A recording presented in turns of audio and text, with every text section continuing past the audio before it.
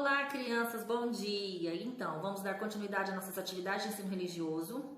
Nós vamos continuar trabalhando o mesmo livro que trabalhamos aí a aula anterior, tá? Passado, Presente e Fé, o livro Diálogos em Comunidade, tá bom?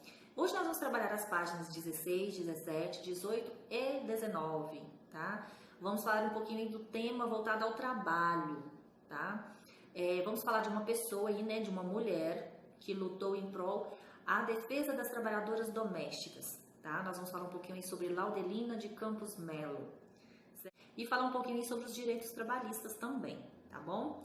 Então vamos lá, nós vamos falar um pouquinho hoje sobre Laudelina de Campos Melo, uma mulher que nasceu em Poços de Caldas, no estado de Minas Gerais, no ano de 1904, tá? E desde os 7 anos de idade dela, ela trabalha como empregada doméstica.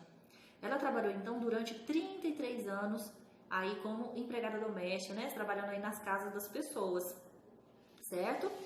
E aí Laudelina de Campos Melo, né, ela sentiu aí, né, a necessidade de fazer alguma coisa por essa classe trabalhadora. Então, o papel fundamental dela nessa história é de conquistar os direitos trabalhistas das empregadas domésticas, certo? Então, no ano de 1936, ela tinha apenas 20 anos, né? Ela participava, então, de movimentos políticos. E o que aconteceu? Ela fundou a primeira instituição aí, né? Voltada a trabalhadoras domésticas, né? Então, ela fundou a primeira fundação, tá? De trabalhadoras domésticas. Isso aconteceu em 1936, tá? Essa época aqui, de 1936, o governo atual daquela época era o governo de Getúlio Vargas, né? Vocês já conheceram um pouquinho aí da história, né? Tem um movimento aí político, tem a questão da ditadura militar, não é? Então, esse período aí era um movimento, assim, muito, vou dizer, meio delicado.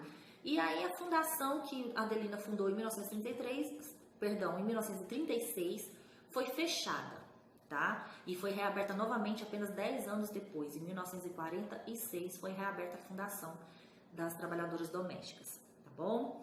Quando foi em 1954, Laudelina de Campos Melo abre então o seu próprio negócio, né? Ela passa então a ser dona da pensão, de uma pensão.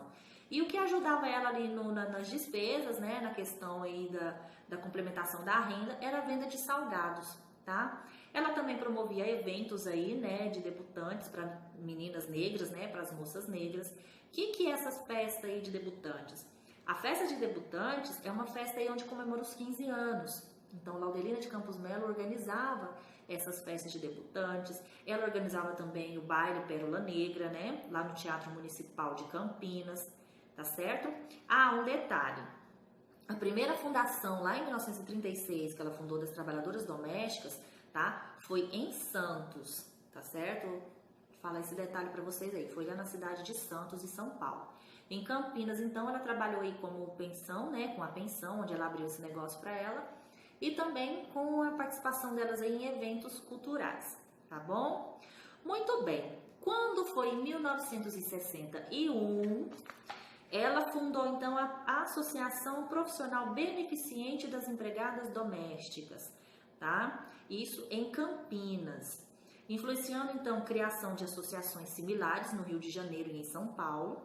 E em 1988 teve a origem, então, o Sindicato das Empregadas Domésticas, tá? Então, olha só, desde 1936 até 1988, Laudelina sempre estava aí participativa, né? Em questões aí de lutas aos direitos das empregadas domésticas, tá certo?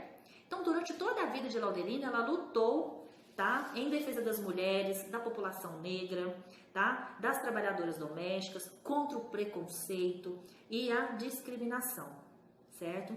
E veio a falecer, então, em 1991, aos 87 anos de idade. E a casa onde ela morava, onde ela residia, né? Ela deixou, então, em Campinas, né, para o sindicato, que é o sindicato aí das empregadas domésticas. Viu só que interessante a história de Laudelina de Campos Melo? Muito bem. Logo abaixo aqui no livro tem a trajetória da vida de Laudelina, tá? Desde o início, quando ela nasceu, até quando ela faleceu, tá bom? Muito bem. Páginas 18 e 19 falam um pouquinho aí sobre os direitos trabalhistas, tá?